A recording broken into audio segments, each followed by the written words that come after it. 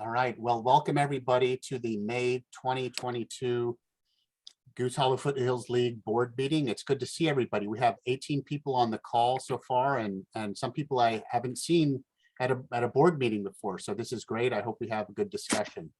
We're going to start as we, first of all, I'm Scott Schaefer, the GHFL president. And other people are on the call. Hopefully they have typed their name in and maybe their position on the board. So we won't spend too much time. We won't spend any time actually introducing ourselves. Just takes too long. But if you feel the need, if you want to talk, please introduce yourselves. And, if you're a resident, business owner, or, a visitor or something like that, we'd love to hear from you. Let's go ahead and start with approval of the minutes. These are the April 2022 minutes. And as always, I want to thank David Delaney for putting the minutes out in, I think, great format and very, very, very quickly. So that's always very appreciated, gives us a lot of time to take a look at it. And so we appreciate you, David. Thank you for doing that. So I would like to entertain a motion to approve the minutes. I'll make a motion to approve the minutes. Okay, Linda, thank you very much. A second. Second. All right, thank you, Sherry. And any discussion, any changes that you see in the minutes that would be necessary? Not hearing that. All in favor of approving the minutes, raise your hand. Or putting up your hand raised emoji.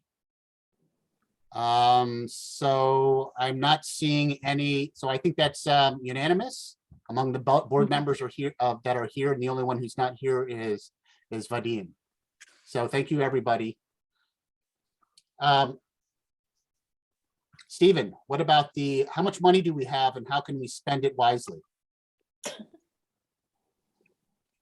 So I think everybody on the board got emailed a copy of the statement earlier this week. So if I just pull up that email as well, sorry. It was essentially unchanged from the previous year. That doesn't help very much, does it?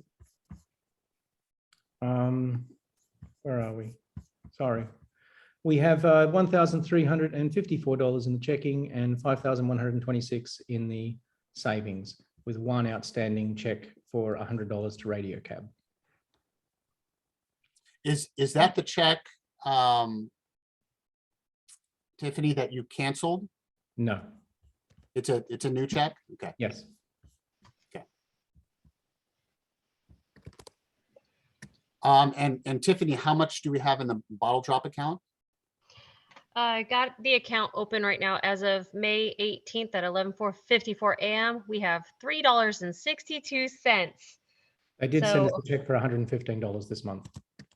I went ahead and extracted money from the bottle drop to send it over through Neighbors West Northwest to Goose Hollow so we could put money forward for more radio cabs. And just as a heads up, everyone, for our bottle drop money, it's kept separately from the treasurer's account for Goose Hollow, and it's only used for the sole purpose of helping with our unsheltered folks and our boundary lines out there. And this month for Radio Cab, I got a ping on my phone at 2 in the morning was it 2 weeks ago or a week ago? I can't remember. Someone was stranded on our sidewalks and needed a radio cab to Unity Behavioral Health Hospital. And I wanted to say thank you to this neighborhood, and this money is used for the right purposes.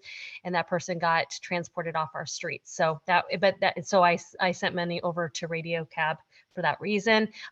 There was I asked the board to use bottle drop money back in November for coats and jackets, as you all remember, right, Sherry?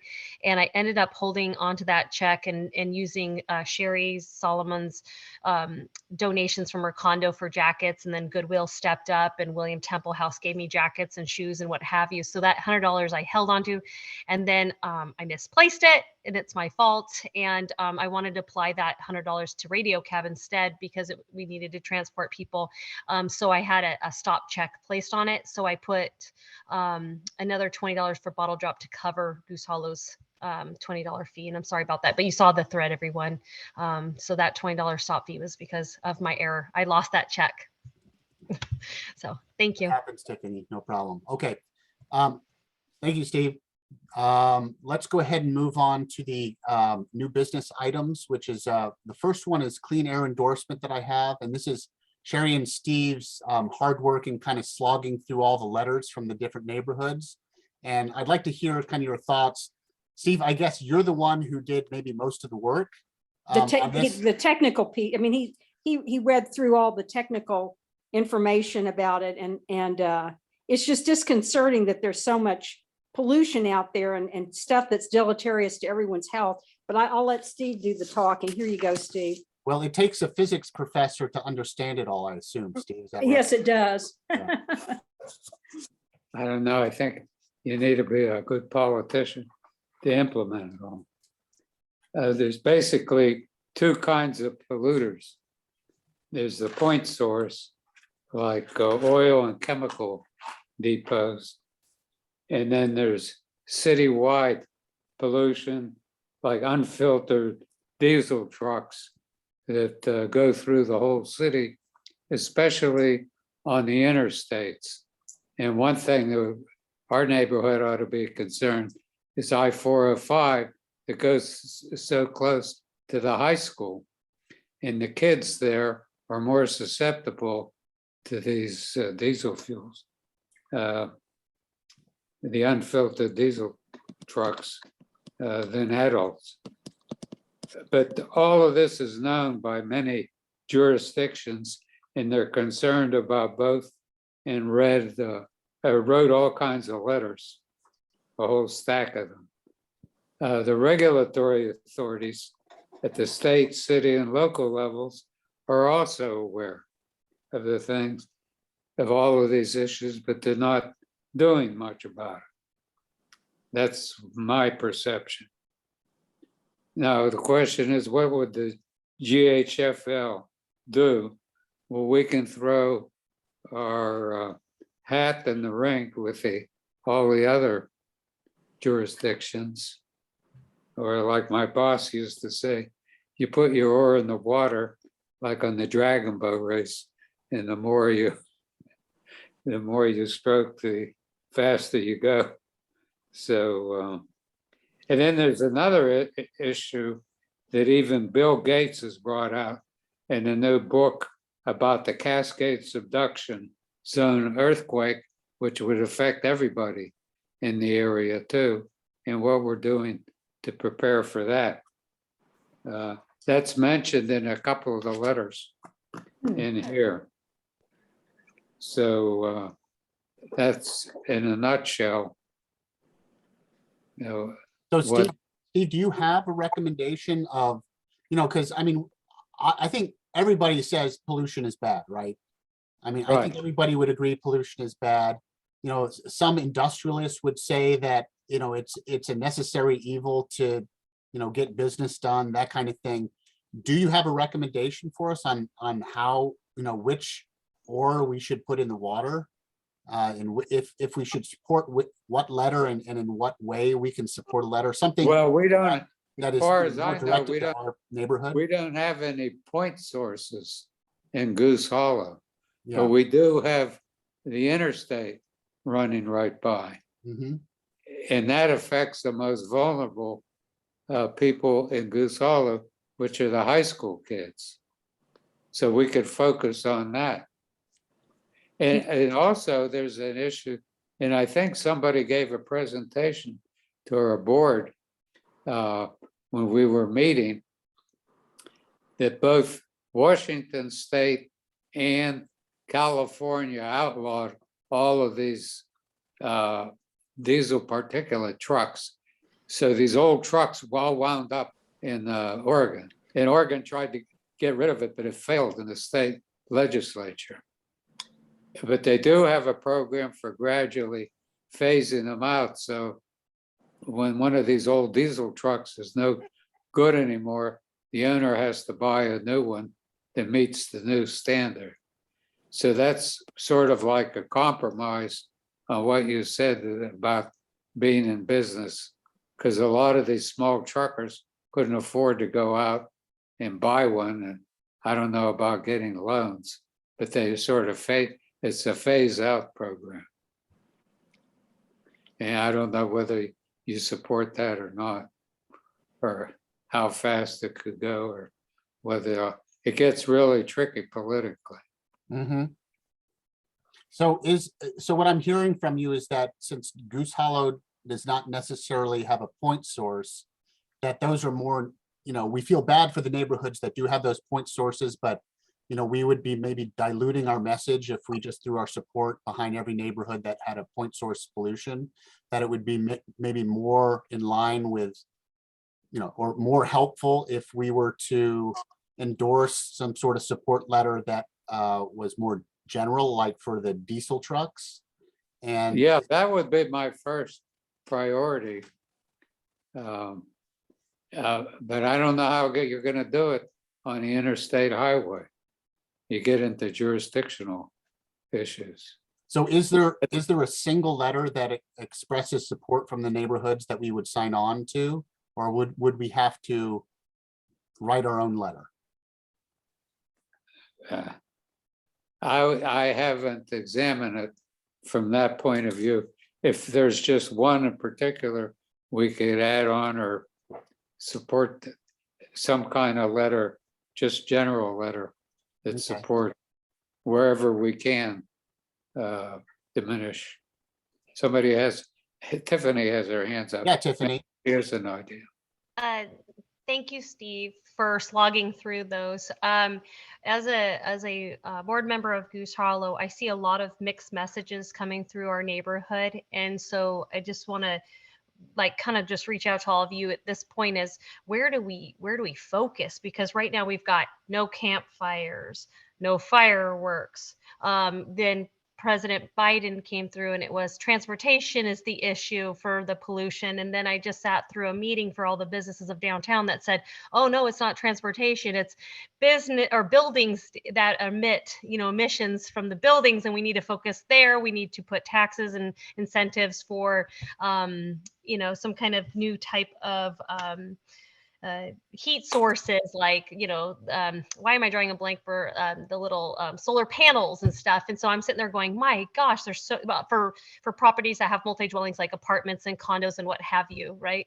And so there's all these reports around there, and then there's the clean air. And so I'm wondering if someone on our board has a passion for this and could really slog through all these topics, because we could. I don't know what to do at this point. Do you all feel the same way? Like, where do we go? I feel exactly the same way. And then and on top of it, and you know how I feel about this, catalytic converters are getting cut off cars every single day. And that's the very piece of device that keeps cars from putting out those emissions. And then our people aren't going to the DEQ to get their vehicles checked out. So everywhere I turn is some kind of environmental issue. And then I thought, my gosh, Portland should be swirling around, and we're probably on our bottoms at this point, trying to figure out where do we go. But do you all feel the same way? And Yes. Is there someone out there that is passionate about this, can figure out what to do? Well, I don't know what to do. And I grew up in Pittsburgh, Pennsylvania, known as a smoky city, when they even had that in the middle of the war, they had the street lamps on and you had to drive with your headlights on at noon in order to get around. That's how bad it was. Steve, I like your idea about our problem with the unfiltered diesel as being a primary consideration. We have 405 running right through the middle, well, through our neighborhood. And if you look at the summary, that there was a summary letter that went along with the rest of them. There's a section that's the heading is I-5 adjoining neighborhoods and largest unfiltered diesel truck fleets in the Portland area. So it's neighborhoods that are worried about those diesel emissions. And maybe if we could piggyback along with that group, since that's their primary consideration, although they are along I-5, I think that would be a reasonable thing for us to do. And like I said, there's a couple of paragraphs in the summary letter just on that diesel particulate and the neighborhood. Yeah, the I-5 adjoin neighborhoods and the largest unfiltered diesel truck fleets in the Portland area. And then we'd be. Yeah, it's the Elliott neighborhood that wrote that. Yes. Yeah. Yeah. See, but but what do you do when, I mean, this is nothing new. The state and local officials know all of this stuff already. The question is doing something about it. Hey, Scott, I Yeah. remember when Clean Air came and presented to us and gave my next door neighbor like a little like clicker device or something that could to monitor the particulates right there by the 405 because our properties were across the way from the 405. Should we try to reach out to them again to see if we could get that device? Because do we even know what ours are for Goose Hollow? I don't know of a map that we have. I think that was their hope, is to develop some sort of map so that we can see where the diesel particulates are located and where there's a higher concentration than others, just to get, certain neighbors and neighborhoods to care. But I haven't seen that map. And so I would assume that it's unsafe around transportation hubs like 405 or perhaps maybe even where the buses go. But I don't have any data to support that.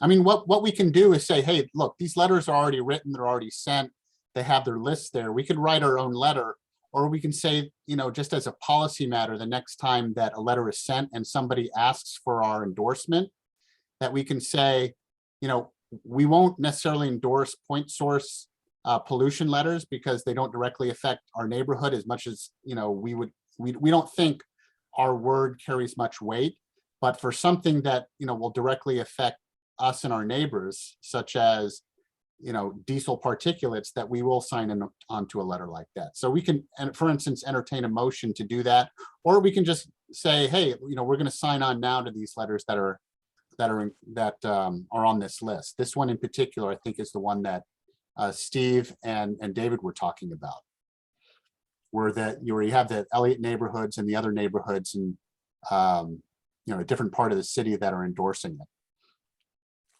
So I leave it up to you as a board to decide what to do. We can just go ahead and say, we went through this process, we're fine. Let's move on to, things that are kind of more immediate importance to us because, we only have so much bandwidth to deal with it.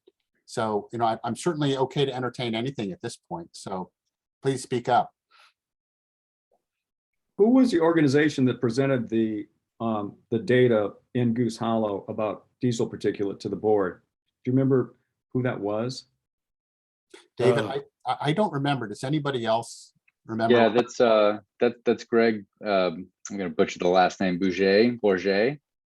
That sounds like it. Yeah. Yeah, I think Tiffany, he's in that letter. He's the one who wrote that letter that you forwarded to the board on May 3rd. Yep. And I know Greg. So part of me wants to reach out to see if we could like somehow collect some kind of data on Goose Hollow. Don't you think that's a good step? Because I would love to know. I'm just thinking, I could call Greg tomorrow and just say, hey, look, we looked over your letters. We're intrigued. We're interested. We'd like to know what our data is. Do you have any data on our neighborhood? And then number two, maybe figure out a way we could track it. If there's someone on the board that would like to kind of help track it, I don't know, maybe Dave, I'm happy to help with that. And Sean, because Sean, are you closer to the Highway 26 side? And then David is more 405, or I'm just thinking, and then there's the Burnside area too, right? Right. Yeah, Burnside's bad. I think it would be, I'd just like to make a comment. I think it would be good to get the data. And I also noticed that the city of Portland has got some funds for cleaning up the air pollution and the particulates in the city. So I think having good data to show what the problem is, how the magnitude of the problem in Goose Hollow would be a really good thing in case there's feedback for where the type of solutions that should be funded. Yeah, I think that's a good idea to see what exists for Goose Hollow, but I seem to remember that it was pretty striking, our levels relative to other cities. And if Greg could just show us what he has for our neighborhood, right. I think that'd be a good start for us. Yeah, Just to give you an idea how bad it is, this letter I'm reading. According to the EPA in 2018, Multnomah County ranks in the worst 1.3% of counties in the nation for Yeah. airborne diesel particulate exposure. There you go. Yeah. That's not too great. No.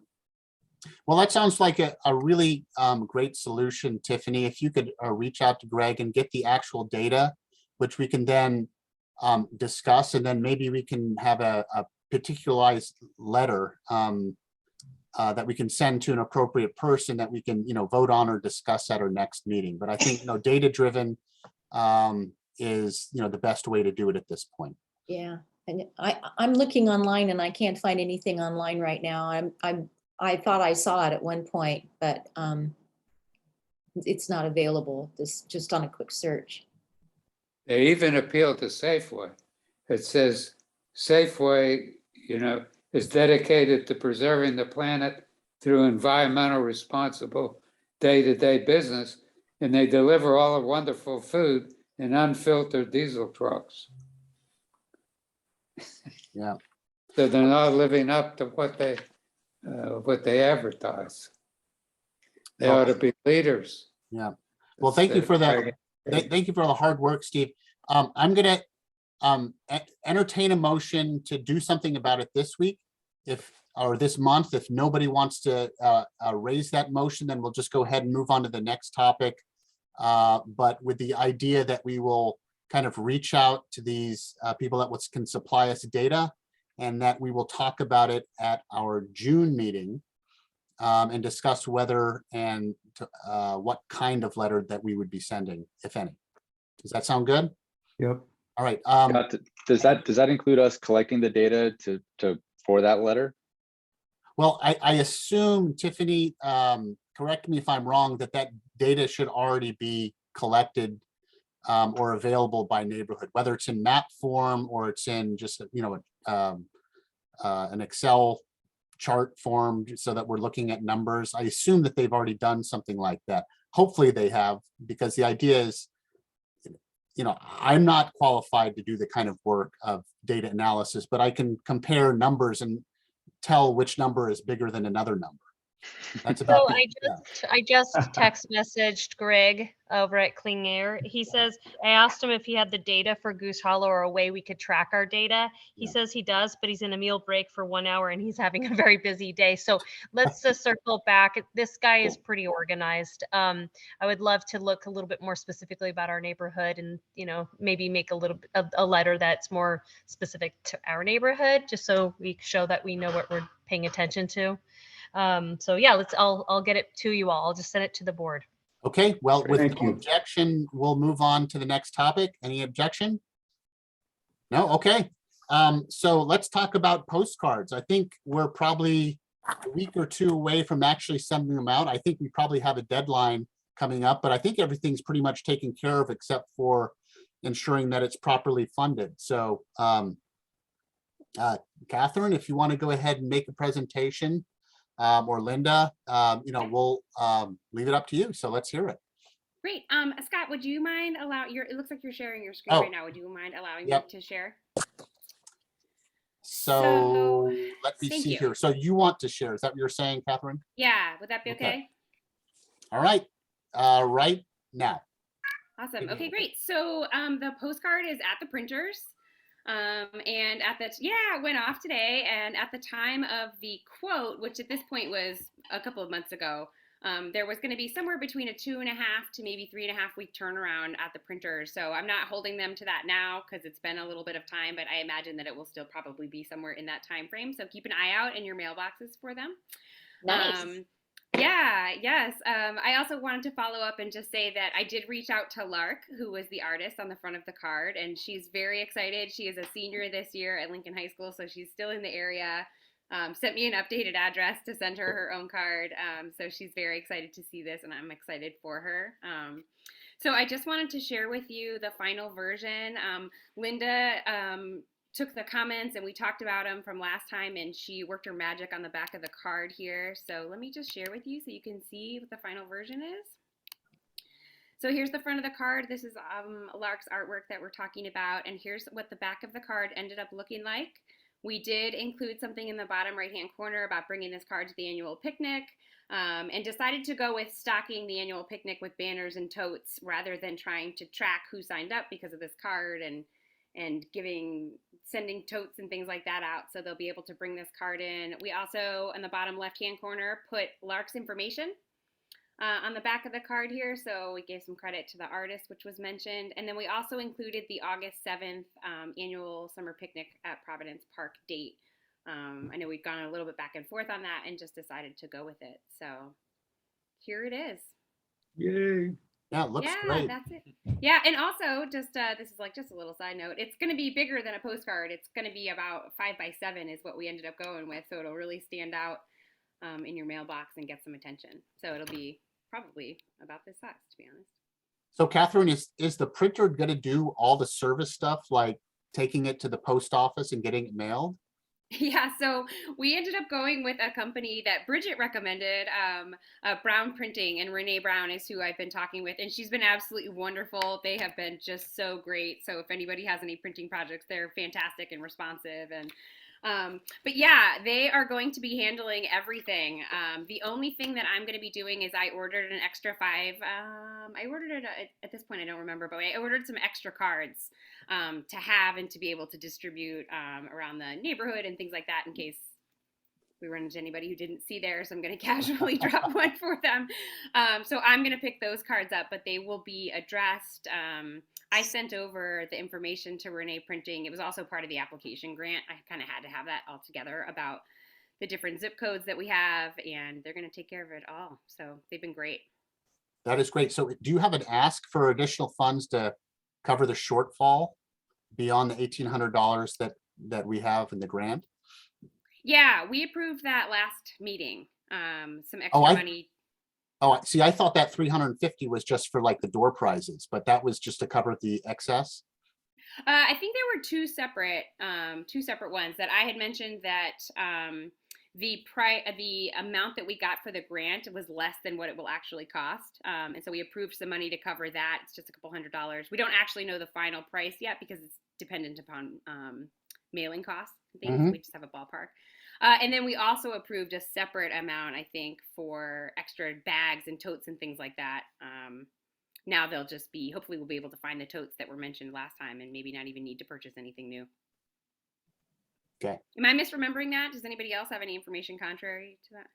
So the reason why I asked, Catherine, is I'm looking at the minutes that David put Yeah. together, and the only motion, it talks about that the cost estimate above the grant amount is around $400, but the only motion we have is approval for the Goose Hollow banners of $350. So, so I think just to make everything official, we should just have a motion and approval reflected in the minutes, and it could be this month.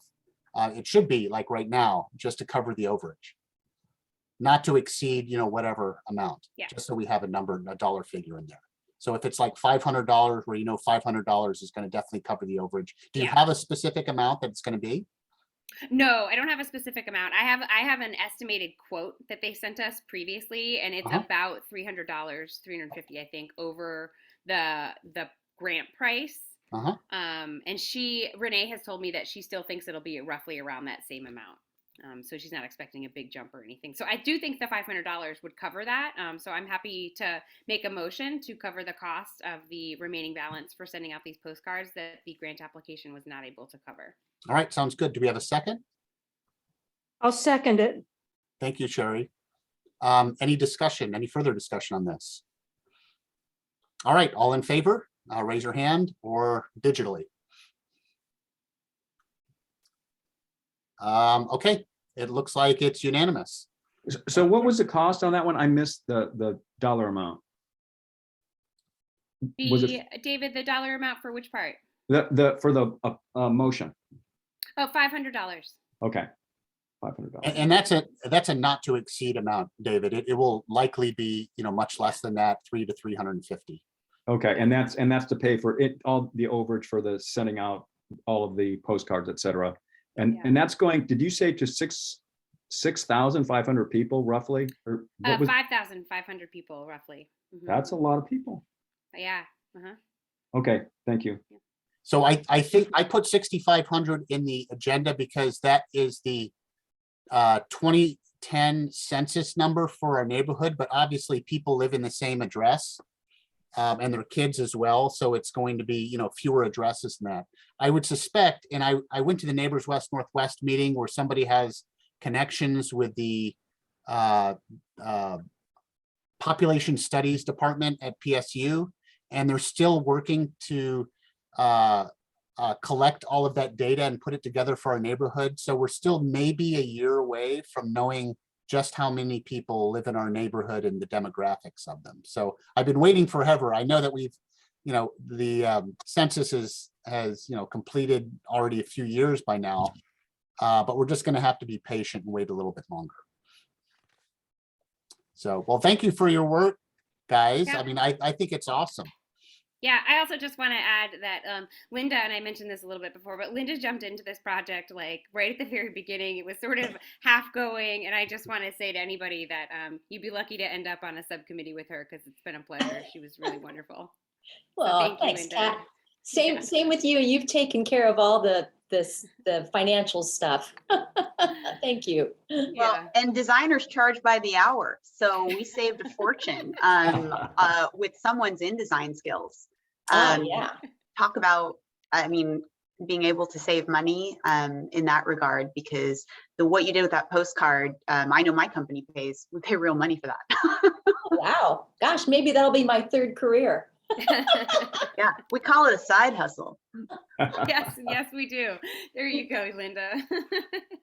Well, I think you know, we have the energy and the skill. Bridget has the contacts. I think, you know, it's just kind of a dream team here that we got going on with this. So it all came together. I appreciate your work. Thank you very much. Goose Hollow Days 2022. So we had an exploratory committee, and I don't know how much work was done in kind of determining whether we, you know, need to continue to go forward. But, you know, I think we need to at least have a discussion about, you know, whether we're going to invest a lot of energy and time into doing this further. So I'd love to hear, Sean, is this something that you're going to be making a presentation on? I'd love to hear your thoughts. Certainly no presentation today, Scott, but so not much was done as far as exploring the options. Tracy does have some ideas of alternative locations, since it's likely Block 7 won't be available. If that were to be what we wanted to do, it would require a very different kind of Goose Holidays. Those other locations are a bit different as far as layouts concerned. So yeah, quite a bit of planning. The last Goose Holidays, I think, took about 11 weeks to go start to finish. We probably would have appreciated more time. So kind of get into that same window here now.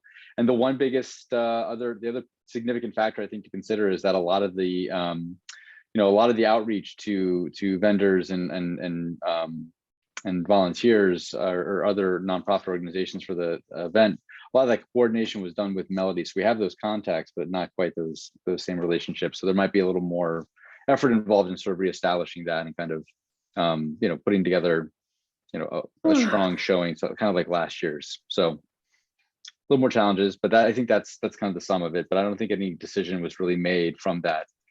The few emails that were exchanged since last meeting.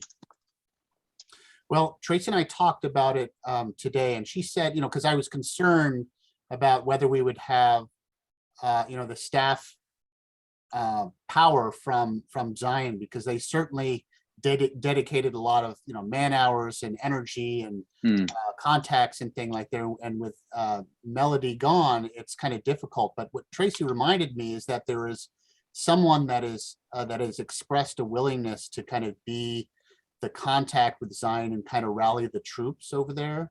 So I wouldn't necessarily say that, we're dead in the water with Melanie gone. It sounds like that, or Melody, sorry, not Melanie, Melody, but it does sound like that we do have the opportunity at least to kind of continue with people at Zion as well.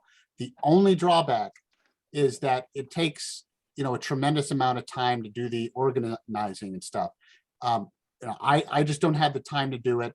Tracy doesn't have the time to be kind of the head, but she's willing to kind of serve as as kind of a, committee person and kind of help the person that is going to be leading this effort, if at all. I think Bridget has other things on her plate, I would imagine, given everything that's going on in her life. So if we're going to go forward with this, we really need someone to kind of head this. And, Linda, I don't know if that's something that you want to do. I know that this is so new to you, but just know that there is support, or maybe even Laurie, that there's a lot of support behind you if you would like to take this on, because we need to get started on organizing this right now if we're going to do it. Yeah, I would say the good thing is we do have a spreadsheet kind of like left from last year that has all the planning and has all the previous vendors organized. So there's a way to start with it, right? I also don't have the bandwidth to lead it or chair it this year, but I'm happy to help with like logistics and planning. It can certainly, help whoever does chair this kind of get the information they need to kind of make things move. I may have mentioned this last time, but one of the things I asked Lincoln High School about, and I did have a tour of their campus early this month, and it was unbelievable. It was absolutely incredible, the facilities that they have, but they have 17th Avenue, which is kind of almost like a private street, which is now fully kitted out, and it has electrical outlets, and they possibly have kind of bathroom facilities available. They have lighting. It's much wider than a normal street because it's intended to be a gathering space. And when I asked Peyton Chapman about the possibility of using it, she seemed to think that that would be a great use for that resource, especially on the weekend when school isn't happening. So, if our regular place around Block 7 is not available, honestly, I think an even better place would be on that Lincoln High School street. It's a 2-block wide straight street. For the most part, it's level. We probably wouldn't even need furniture there. We could probably ask Lincoln High School to drag chairs out and tables and other things like that. Again, electrical outlets. We wouldn't have to deal with the city on closing the street off because it's already closed. So we wouldn't need to do a whole lot of permitting stuff. So honestly, that would, I think, reduce a lot of the effort in getting Goose Hollow Days off the ground, that we didn't have to worry about that. Then we can focus on things, on the two main things, which is getting vendors, which is kind of the most important thing, I think. And then, possibly getting entertainment arranged. So what I'm trying to say is that it might, if depending upon where we go, it might not be as much of an effort as in past years because we may have simplified some things, but we can't do it without somebody heading. So I think we need to make a decision now that if no one's going to step up, that we just need to postpone it until another year. I'd love to have it done, but we just need somebody to volunteer and be the head of it, knowing that there's going to be a lot of people behind them as support. So now I'm going to open it up to discussion. Yeah, this is Lori here. So sorry to be the shrinking violet, but I just have no large event experience, so unwilling to, take the lead on that. But I do think for the future, the idea that Lincoln would be open to a neighborhood event on their 17th Avenue would be great for lots of reasons. And as you said, it would just simplify, you don't have to get the porta potties and the permits, the cars don't have to be towed. Plus it'd be a nice tie-in for the neighborhood. But the only thing I see is that, the Goose Hollow Inn maybe couldn't do their full on whatever they want to do, because I'm sure you can't serve alcohol on the high school property. So, but I don't think a neighborhood afternoon party necessarily is going to miss a beer garden, but they wouldn't be able to do that, I wouldn't think. So it's a great idea. I'm glad people have the contacts. And who is this Peyton person? Is that the principal or? Yes, Peyton Chapman is the principal at Lincoln High School. Oh, okay. Well, thanks for making that contact. Yeah, Bridget. Yeah, I'm happy to chime in. Just as far as my tenure on the board, it's been all about reconfiguration. And during our last call, when we talked about Goose Holidays, it was really interesting to hear someone say that we could reimagine the event, possibly do smaller events. and just kind of change how we bring people together so that we can consolidate our resources as far as like personnel and staff and connections and time. So I think that we have a great team, and thanks to Sean, we actually have like all of the scaffolding. Like I know the Excel sheets are initially a little like, they kind of take you back. I took a step back sometimes when I revisited some of the things that we did, but what matters there is the architecture's there. So if we did want to reimagine this and do smaller events, or in another year, if we wanted to, you know, do this and there was momentum there, I know that we could do it. But my only concern is, as someone who's served on various committees and was part of one of the members that really kind of moved to have our meetings remotely, is we're still not gathering in a way that is conducive to, I think, putting together this event. And without kind of that leadership, I'm worried that we're going to set ourselves up to fail. But that doesn't mean we can't do more things. I think we can put a lot of energy into the picnic. We know the date. We're going to be contacting thousands of new residents that we can bring in, and they might actually have great ideas. And I would even be willing to sit there with a clipboard and see if there's folks that want to get together, and maybe not dial in every, you know, third Thursday, but get involved. So let's maybe think of the picnic as an opportunity to gauge interest and see if we can get even more volunteers and create some kind of subgroup or exploratory group to talk about things like, someone said we could do a pet parade at some point, or we could get, you know, maybe gather, you know, every quarter at a different local restaurant. I think there's a lot of opportunities to reimagine, and I'm going to kind of run with that. And that's my contribution as someone that tried to go every week. I didn't contribute it as much as I want to, but my hat goes off. My little imaginary hat goes off to Sean and Tracy and Melody and Jerry and all the people who really showed up on Sundays and gave their time and their energy, and above all kept records, because now it doesn't die this year. We have all of that and we can do a lot with it. Hey, Sherry, your hand is up. Yes, I just wanted to say, one of the things I enjoy doing every year is the tree tour with the Hoyt Arboretum. And that, you know, it's really not a big deal now because, you know, Martin Nicholson sort of has his thing worked out, and we meet at the Goose, and I hold up a sign, and, you know, people show up. And I'm trying to think for how many people we had last time. Surprisingly, we've had between 30 and 50 people, COVID or no COVID. People are, you know, and interested, and some of the people come back every year, even though some of the trees are the same trees. And I get a big kick out of bringing people into my backyard over at the 2393 Southwest Park Place, because we have that beautiful heritage tree on our property.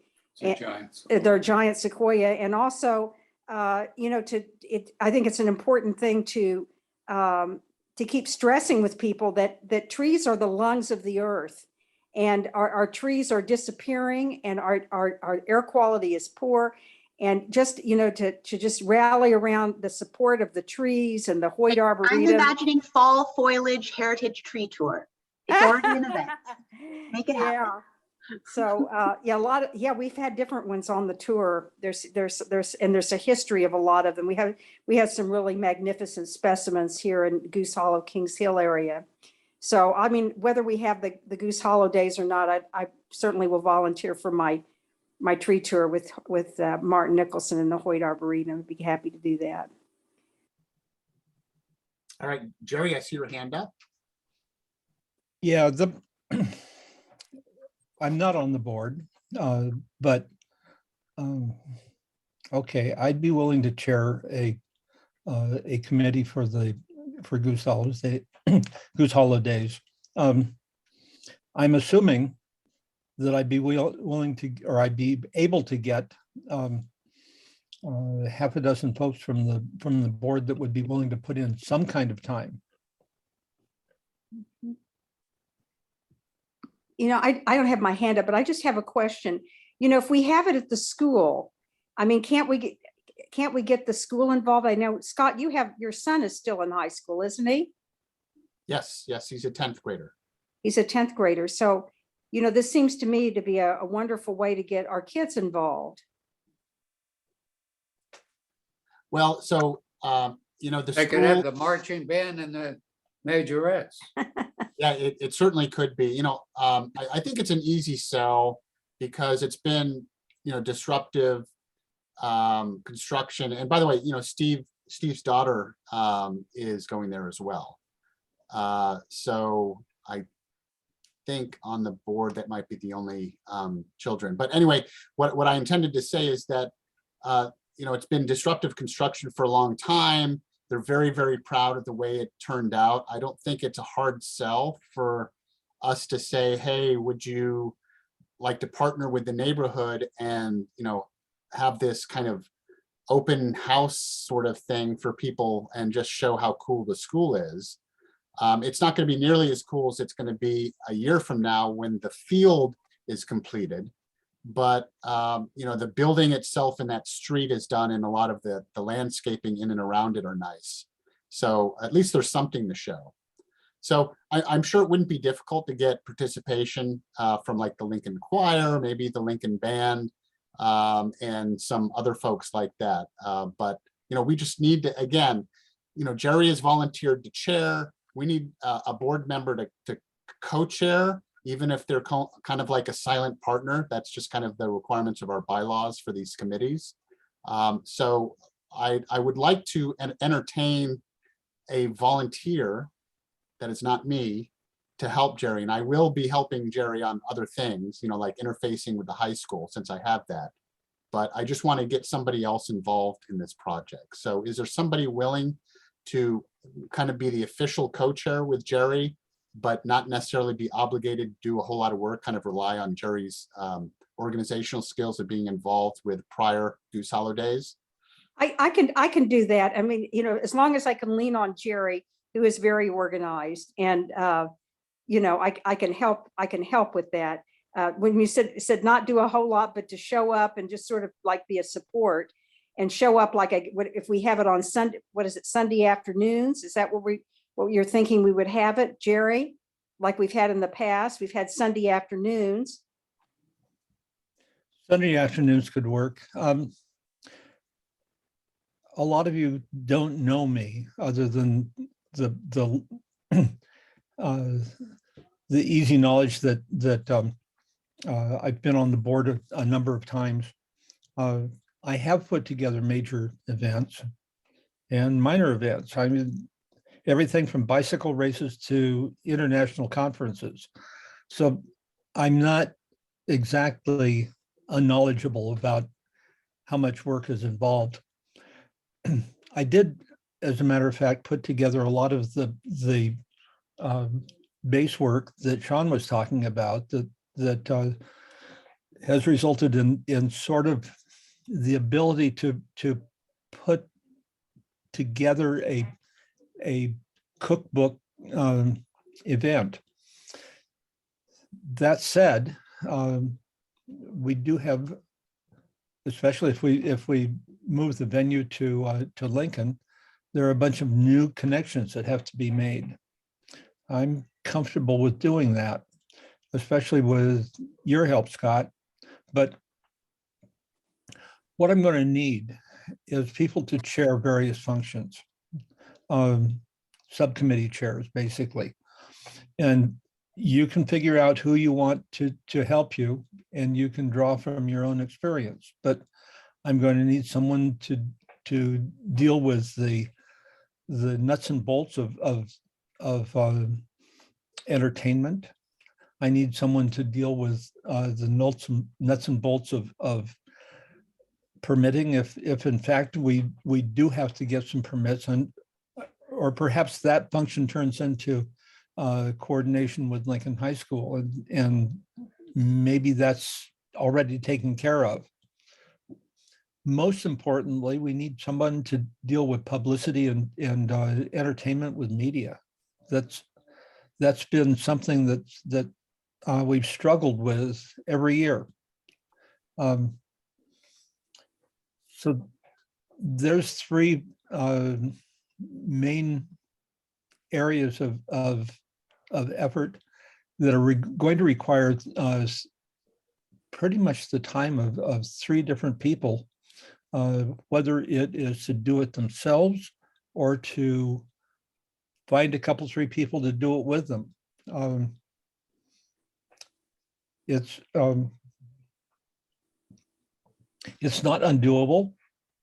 It's very doable, in fact, and you'd be amazed at how little time it actually takes you to do a whole lot of this stuff, resulting in a pretty much memorable occasion. Mhm. Okay, well, so what I'm hearing, Jerry, is that you and Sherry are co-chairs. You've put on a lot of these events. Sean has the scaffolding for what might be required and the timeline for accomplishing different things. Maybe, so I think what we can kind of decide here, maybe even without, well, maybe we can just have a motion for it just to make it official, is that we're at least going to go forward with Goose Hollow Days for the next month. And that if we absolutely make no progress, then we address it again. If we do make progress, then that's great, we'll continue it. But we'll continue with planning the event. But I think first item is to decide, what weekends would be appropriate. I would suggest maybe in September, possibly even early September. That won't conflict with anything like Rosh Hashanah, right, Sherry? Right. And the reason is when we had it last time, it was in October. It got dark at 6 o'clock. It was a little cold. The weather is kind of iffy. We lucked out a little bit on the weather, but it is iffy. So the earlier we have it, the better. I can talk with Lincoln High School and see if they are willing and able to host something like that and what would be involved in terms of getting tons of alcohol on their campus for us, if that's even a possibility, Tiffany. I'm sure there's maybe other things on the checklist that we can do in the next month, Jerry. So maybe what you can do is just send an email to the board about, what tasks we should accomplish over the next month, where when we meet for the board meeting next month, we'll have taken this idea far down the road and not left it to the very end. So I can take on, for instance, the Lincoln High School piece, but I think we should at least have a list of things that we need to accomplish before next meeting. Excuse me, I just have one quick question. I haven't been over to see the school yet. One of the things that would be kind of nice, is there an overhang area, say, for example, because of Portland weather, it's very, precarious, like an overhang. So in case it decide the weather is bad, that you can sort of, go under an overhang or something like that. Is there anything, is that a possibility? There is. It's not particularly deep. It's pretty wide. I mean, you can probably, if it's like packing people on a Tokyo subway, you can probably fit 100 people under that overhang. But they also have bike parking, which is covered as well, and you can put people under there as well. And then there are the tents. So it's not a completely open area, but it's not terribly covered as well. But in a pinch, we would have it protected for people. Linda? I kind of like that. That's nice. Yeah. I think it would be really helpful, at least for me, if you could come up with a list of items, kind of an organized list of items that you would like help on, and sort of a time frame. Because I'd love to help, but I need to know the time frame and the due dates and kind of what they are. And I think that might be true for a lot of people on the board here. So if you could do that, Jerry and Sherry, for the next board meeting, then we might have a little bit clearer idea of, the details. Well, so an example, Linda, that we can all participate in it is say, think about what 3 neighborhood businesses we might have contact with that might be interested in having a tent or sponsoring this event, even if they don't have a tent.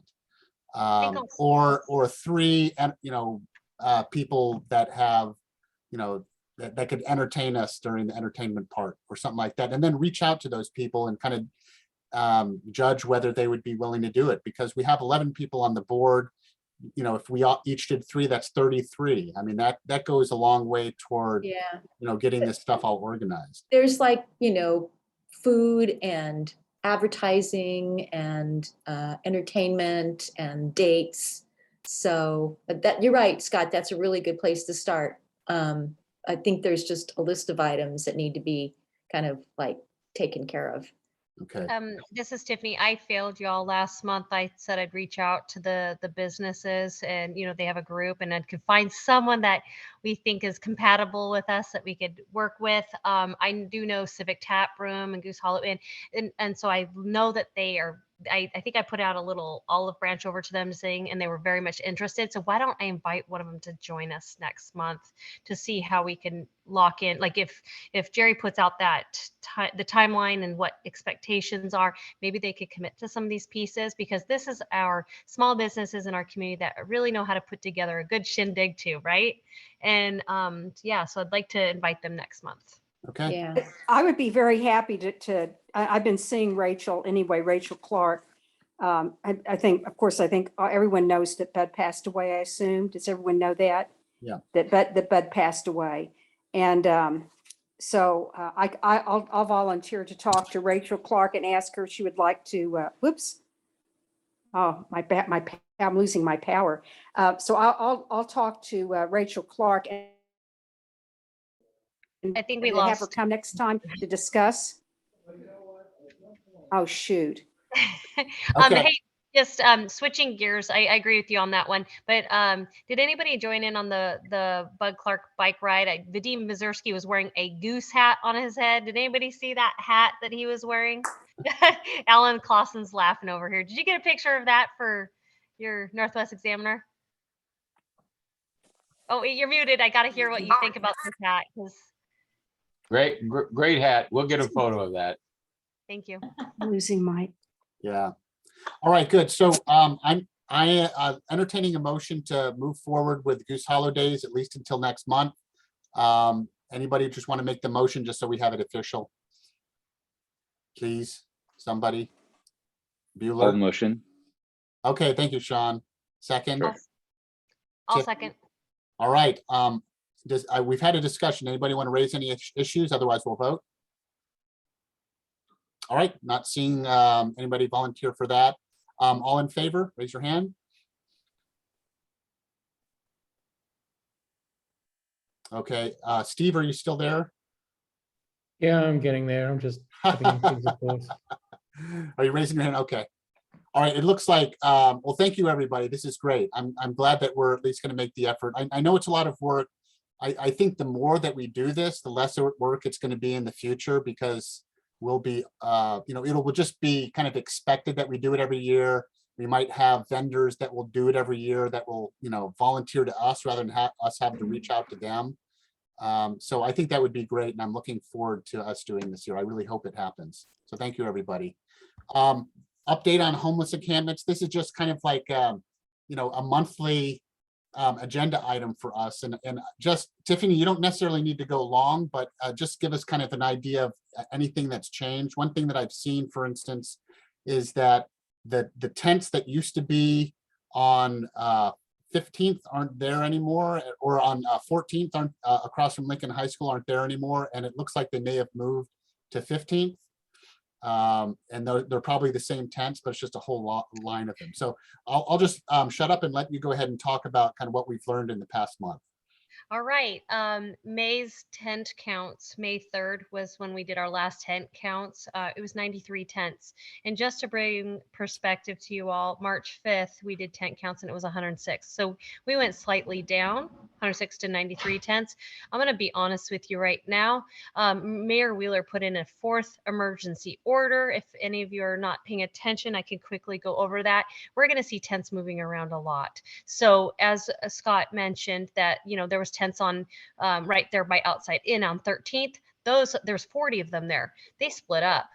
Some of them went over to Goose Hollow, some went over to Portland Art Museum, some went over to 12th and Taylor. Do you remember how it's like entering into Goose Hollow? You're like, wow, look at all these tents. Whoa. They're not there right now. So, but what areas that got kind of hit were right in front of Lincoln High School, right there at Fifth. I think, isn't that the entrance of Lincoln High School? I've got a picture on my phone. And actually, I was standing there in person on Saturday night. I was at the Timbers game. Yay, go Timbers. Our whole area was swelled up with people. And I was actually staring at the 9/10 in front of Lincoln High School because I was so gravely concerned with the fact of how close they were to the front door of this school, the lack of ADA accessibility, and the disruption the 9/10 had with our area. That means safety and livability.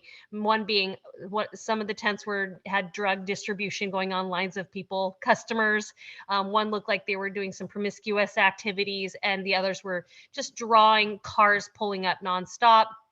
And so under HUCRP guidelines, this is an issue. So what I say is, this is right in front of a kid's school, and it really should be addressed quickly. But for some reason, HUCRP came back with a report that said, oh, it's just not quite meeting our criteria yet to deal with. And I thought, really? It's right next to the school. And it does all, and it's more than 8 tents, and it's got activities. But what I would like to ask of our community is, for the sake of our school, once again, we have to advocate for our school. Please do a PDX reporter on this. There's like 9 tents, and if you're not quite sure about what kind of activities are happening, go ahead and stand in front of those tents at that hour. Please don't take pictures, or you might get your phone smacked out. I could tell that group right there was not into getting their pictures taken. So please stay safe. But my thoughts are this: if they're not accepting outreach and they're participating in activities that harm our community, that's when we do PDX reporter. So otherwise, the other facets of Goose Hollow look somewhat okay. PSU seems to be okay over there in their backdoor area off of Montgomery. We're seeing more uptick of tents showing up on the 405 grassy knoll as you're entering off the 26. But overall, I have to say there's 4 emergency orders that Mayor Wheeler has pushed through, and you're going to see this in effect happen for Portland. Ready? The first order was, you can't camp on freeways. It's too dangerous. You might die. So they've been moving people over into more of the community spaces, sidewalks, and that's what you're seeing, all these tents kind of getting kind of jostled out of those road freeway access areas. The second emergency order was a declaration to accelerate the process of establishing the Safe Rest Villages. Those are the 6 Safe Rest Villages that you're seeing in the news. 3 of them are in downtown, kind of close to Goose Hollow. 2 are in Old Town. 1 is right there in downtown, right there off of 2300 NATO.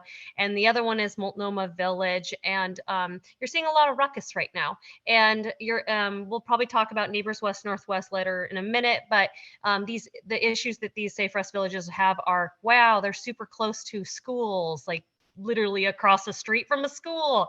And so we need to figure out safety factors. And I won't go into details why that's happening, but you're going to see a lot of pushback in the news right now. So that emergency declaration is having some struggle right now. The third emergency response from Mayor Wheeler is the activation of the Street Services Coordination Center. Yes, I agree with this one. Yes, we need a coordinated effort with all the agencies to figure out a singular point of contact to get our houseless Portlanders into a safe shelter. You're going to see this happen right now over in Old Town. Old Town did a 90-day, hey, help, we need help. My gosh, we got unsheltered people everywhere. We need help. So Mayor Wheeler started it over there. Obviously started around March Madness, and we've got the Rose Festival. And we also had on March 14th is Oregon Rise Against Hate event right there where our elected officials came down. And of course, my gosh, we got to get that service coordination team in there to figure out how do we get folks relocated. 30 people made it into a shelter. This team is a newly formed team. They came through. So you saw Old Town decrease, I think it was 160 tents. And I don't say they go poof and they disappear. They just displace. So Old Town, if you walk over to Old Town right now, it's been the cleanest it's been in over 2 years. It's like, whoa. And they plan on keeping that area clean for the next 3 months because of Fleet Week, Rose Festival, Starlight Parade. And so when I say these things to you, those tents, some people made it into a shelter, 30 people made it in shelter, but 160 tents were uplifted and went away. Pearl District got a little bit of that. Goose Hollow got some of those tents too. So we decreased in tents, but then we got more tents. And so we need to be as mindful neighbors. We need to watch and see what happens in this. And this is how we have to really advocate for our neighborhoods around us, is this situation's not going to just disappear. But what you'll see is now tents are, especially in Goose Hollow too, is tents maybe in your street one day, the next day, poof, they're gone, because they don't stay very long because of this new emergency order, right? Kind of this make it less time a tent sits there. So HUCRP's going to be more involved. That's why it's important for our neighborhood to have relocation options. Like, hey, do you need a radio cab to a shelter? Do you need to go to a hospital? Where do you need to go? Because you're going to get shuffled around in this show right now, and until we figure out where everybody's going to land. So, but the fourth activation from Mayor Wheeler, which you also seen, is cleanup, trash cleanup management. Mayor Wheeler has hired a more centralized person to figure out all these different siloed trash bureaus to figure out how to get the trash up. So hopefully in Goose Hollow and all the other 6 neighborhoods near us, right? Or 5 neighborhoods, you're seeing less trash on the ground. Raise your hand if you're seeing less trash. Wow, we haven't said that in 2 years. And there's also a huge event that's going to be taking place in Eugene, and I can't remember, some kind of field event, athletic event. So of course, tourism is going to be swelling into the area. This is Portland's time to say, yes, come to us, come see us, come visit us. So the neighborhoods all around us need to also be, Goose Hollow as well, as recognize people are going to start to come to us as well. And so let's just focus on PDX Reporter, making sure our houseless get connected. There's nonprofits in the area. So you're going to see a lot of movement. Okay. So in a nutshell, that's what's happening with Mayor Wheeler. And I have to say, thank you for taking some direction this year. In regards to tent counts, I think we'll just we try to do them every 4 weeks, but I'm going to do about every 6 weeks. It's really hard when the tents are kind of moving around quickly.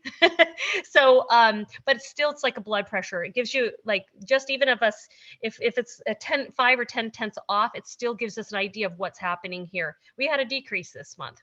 Okay. I saw some tents from Old Town, folks in tents from Old Town that were in Goose Hollow. And I was like, oh, I know these folks. They're from Old Town. So you're going to see, some changes up. Warm weather's coming.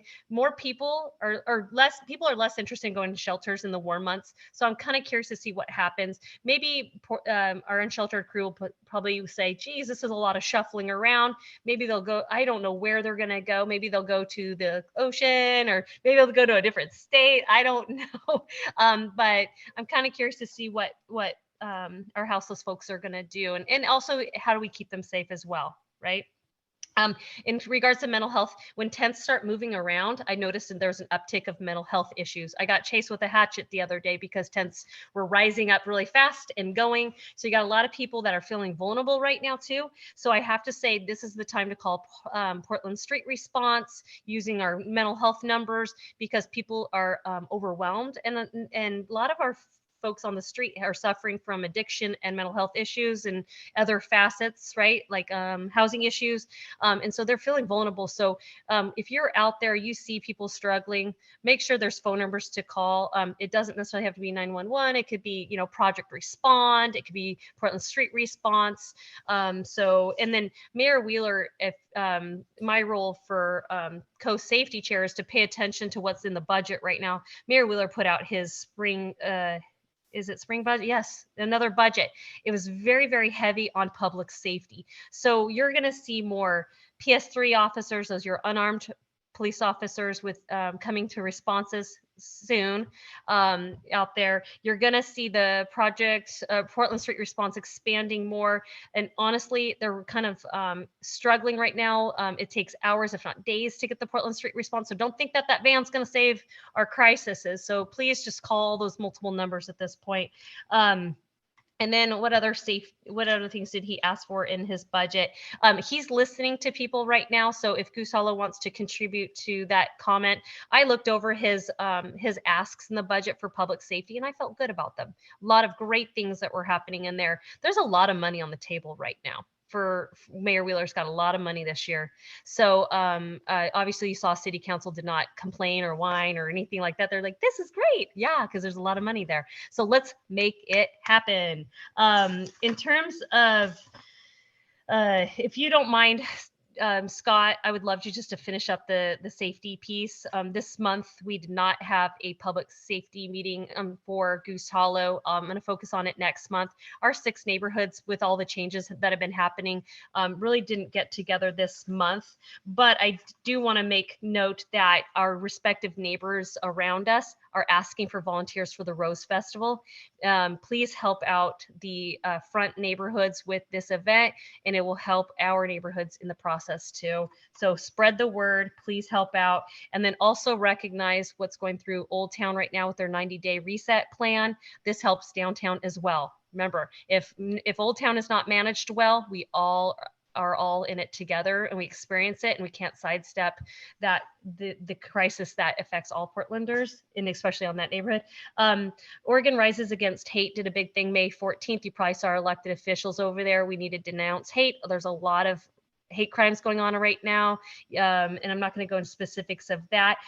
Things that I also want to bring awareness to is we've got 2 protest events that are very important to make sure that our downtown neighborhoods stay connected with. That the first one is the climate strike event, and that's Friday, May 20th. And I've got on my phone an update from City Hall, I think it was, or the elected officials, just warning us that, I mean, this is a good thing, and it's also could be a safety issue. May 20th at 11 a.m. is the Portland Climate Strike Festival. That's where you're going to see your young students popping out of their classrooms, and everybody is flooding the streets of downtown right there to march. Organizers are great. Usually they will show up around Northwest Natural, which is in Southwest Taylor, or the Portland Business Alliance, or ODOT's area, or Zenith Oil. These are the kind of things that you're going to see these young students activating on. In the past, the city police said that there typically is signs of criminality, criminal mischief, vandalism, accidents, stuff like that. So this is where our neighborhoods need to pay attention a little bit more, is like good things, but then there's the bad things that may follow. So pay attention to that protest. The next protest is Wednesday, May 25th. This is the 2nd anniversary of George Floyd's homicide. We don't know what this protest will bring. I do know that a barbecue has been secured over there by the justice system. So we're going to go for a ride here. I don't know. I'm a little scared, but that's just my opinion up front, because I don't like violence. I want good messages to get out there. So like I said, this is my own opinion. There's no known information on this event yet, but we just need to know what happens in our neighborhoods. Other things that I'd love to communicate is this Wednesday, yesterday, was the Downtown Solve Cleanup, including Goose Hollow. Thank you everyone who contributes to that, and also including the Adopt-A-Blockers, and also Clean Start in our neighborhood. They work up through by Lincoln High School, 16th Avenue, keeping our streets clean. I'm just so thrilled. We're starting to look better and better every day. Central Precinct gave me a report, kind of the last protest that came through kind of close to us, but downtown area right there, was the Roe versus Wade situation where things got out of control. And so they gave me a report and just said that they just, with regard to protest damage, just keep an eye out, kind of like what the report I just gave you on is. Be mindful, participate, but also be careful of what could possibly happen to you. They did want me to share Central Precinct ballot measure 110. Oof, what an issue right now. They are regularly issuing citations to people possessing drugs in public. As you probably see in Goose Hollow, people are doing drugs everywhere. And so the bicycle officers are especially more prolific users of these type of citations. You're going to see your bike cops closer probably to the Timbers Stadium and also in Old Town and maybe downtown area bicycles, not so much in the other areas, but they're out there. And with regard to larger drug use, he gave me a story from a Sergeant Matt Ferguson, who may be a good future guest for PSAC, which I'm a part of. Portland cops say Measure 110 has flooded our streets with drugs. This is a huge issue right now in Portland. Yesterday we Narcan someone there. I mean, we're Narcanning folks a lot now, and there's people that are dying every few days on the street from fentanyl overdose. We just don't advertise it in the news. This is a huge issue right now for the downtown neighborhoods right there. We just are worried about our kids at our schools, so they're equipped with Narcan. And I've said this in the past, but I'm the president of PSAC. For June 14th, I encourage you guys to join. I will be featuring the Measure 110 speaking of engagement, where we learn more about what's happening there, why are we not getting more people into treatment, and what the fallout of that is. I've got some great guest speakers, which I won't share, but you just got to come to that meeting to find out. And then I do know that in regards to gun violence, there's some good efforts been made on the U.S. Marshals Violent Fugitive Task Force Safety Team. They've made a few arrests for some of these gun violence situations. As I mentioned, Goose Hollow actually in the last 30 days hasn't really had anything violent happen. This is great. This is really good because we had a few homicides since January, and so this is really good. Let's keep up this good work, keep everybody safe out there. And when I say gun violence was in Goose Hollow. The last few homicides were tethered to some form of gun violence in our younger folk population, and we have to remember PSU is right there, and we do have a lot of younger folks in the area. Yeah, yes, Doug. He's clapping. Yeah, it's great, no violence. But I daily have great, inebriated, crazy people threatening through the neighborhood, yelling. So of course you avoid them, but that's the current it's the new issue. norm. Yeah. And it's they're coming all the way over from the camps on the meadow and everything place else, and so. Yeah. It may not be direct violence, but there's a lot of people. We're actively avoiding potential situations that could escalate. Since I walk a lot, I'm just, I hate to have to cross the street, and I don't always. But excuse me, Tiffany, could I just ask a question, please? Yeah. One of my neighbors wanted to know about the shelter situation. Someone in my building approached me today and said, oh, we have enough shelters here. And I said, I really don't know. I'll have to get back to you. So what is your opinion since you're on the ground? Do we have enough shelters? We're doing okay. We just opened a new shelter up on Southeast Market. I was staring at it the other day. Immediately flooded a lot of people. I'm seeing a lot of folks on the street are wanting to go into the shelters. I personally get people into shelter every single week. Through the weekend, I work on it. This is one of these volunteer things that I do, just because that's who I am. So I do see it. It's almost like it's a process though. You got to make sure that the right person lands in the right area. So I think the service coordination team that I mentioned is very helpful. And there's also a lot of other people like myself. We work in teams to get people quickly in.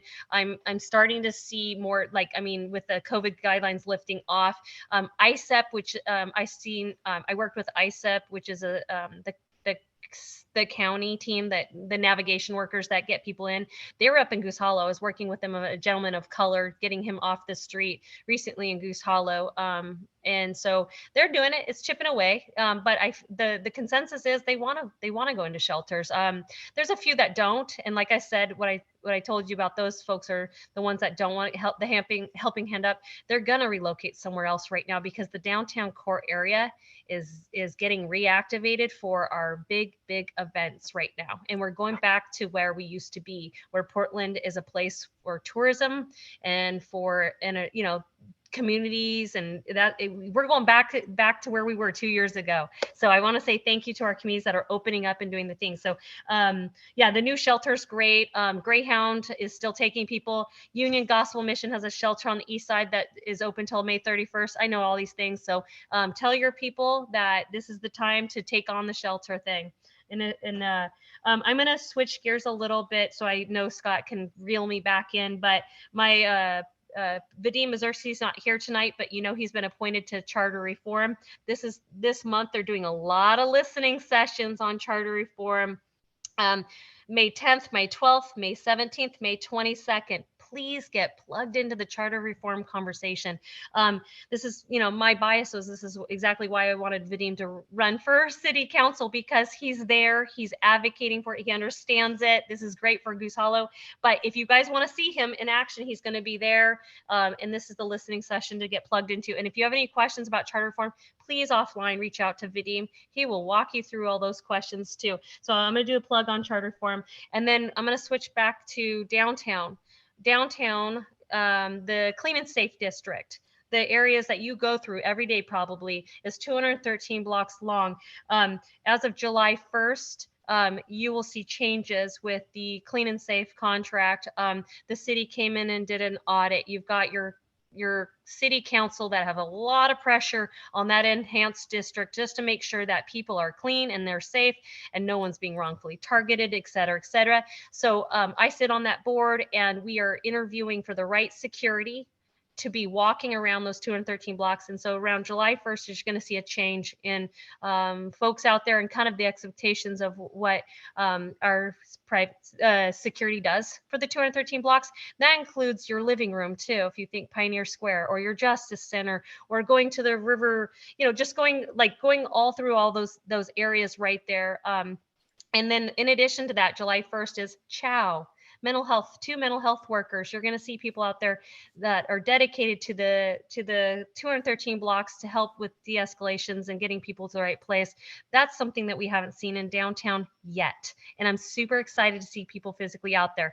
On a side note, Blanchet House, right there in Old Town, saying, hey, we need all the help we can get with mental health issues here too. They got $70,000 from the county to hire peer mental health support agents around that area for nonprofit agencies like Blanchet House. Like if you see something, typically sometimes things escalate in front of nonprofit locations like your shelters and your meal houses and what have you, and people need to be helped calm down or prevent something from going to a different planet. And so and this will make people feel more comfortable being in areas where social services being provided. So 1 out of the 6 people have been hired for the mental health peer specialists over there. So I think that Blanchet House is also asking for volunteers if you guys want to go over there and help too. But you're going to see that maybe at William Temple House and some other nonprofits. I don't know if those peer specialists will reach Goose Hollow. I'm going to ask for clarification, because we do have NARA here. We have Outside In. My gosh, we need a peer specialist right there, don't we? So I'm going to ask to see if they're going to be there as well, because we see crises. And then lastly, actually, that's it.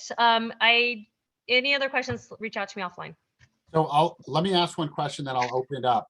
Tiffany, if you see a tent like sitting on the sidewalk outside of your house, is there anything that you can do? Great. This is a great example, Scott. We had someone that approached our Goose Hollow board with a concern of one solo tent on a corner of a street. I couldn't quite see if you're going to take a picture of a tent and you're concerned, please get the cross street in it so we know where it's at.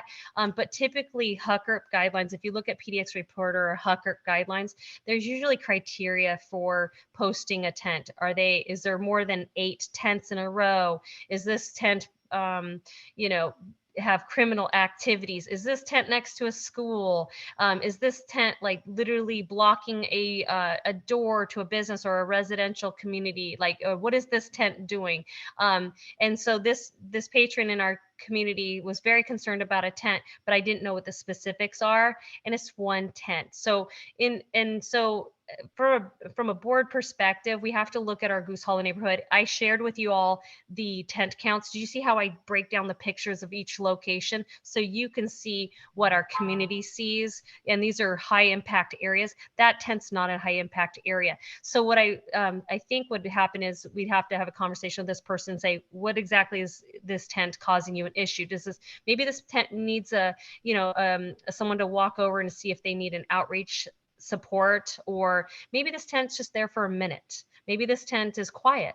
I don't know anything about this tent. So do you all understand what I'm saying here is just because there's a tent there, they have every right to be there versus for Martin versus Boise, because until we have enough adequate shelter space, then we can't criminalize being there. They have every right to be there. Now, the problem I have with a tent on a sidewalk is if they're blocking ADA sidewalk accessibility, because I care about people's abilities to get safely through a sidewalk.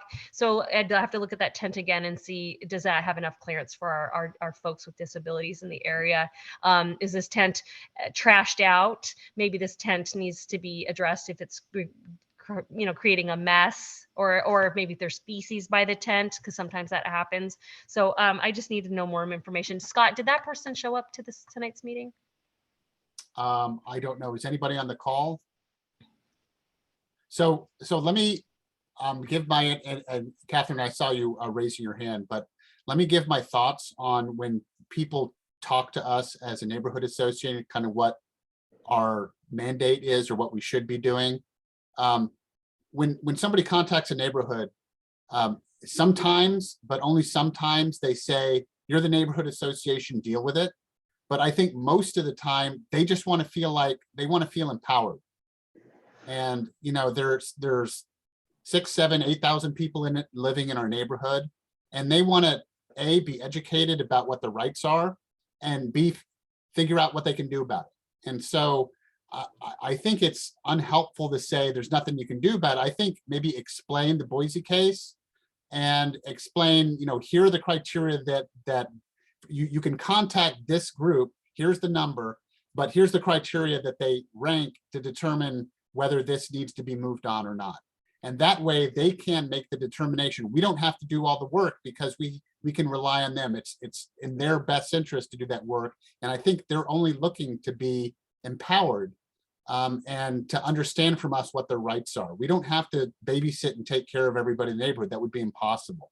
But I think it's important that we educate them and give them a direction to go so that they feel that they have some power over their own lives. And with that, I'm done. I'll leave it to somebody else to kind of raise their hand and ask questions. But do you all feel that it's helpful when I give the synopsis of how many tents we have in our streets, like 93 tents on our boundary lines, and then decrease, increase, and what kind of services are out there? I think that's helpful. So I encourage anybody out there to PDX report, but also come to our neighborhood meetings to learn more about what's happening, who's helping, what we can do, and also advocate for. There is every other Thursday, once a month, I think, Sam Adams' office with Tom Miller for Livability meets with the business district, actually. And so I try my dang hardest to make sure I'm always there at that meeting, because Goose Hollow, and I say to them, Goose Hollow is a neighborhood, it's a boundary. The business district's right there in the midline, but that doesn't represent everybody there. So they voice their concerns about tents that are of an issue for accessibility, business accessibility, and what have you. And so I want to make sure that I listen to our group and bring it to that group as well, because we have to work together as well. Thank you. Yeah, Doug?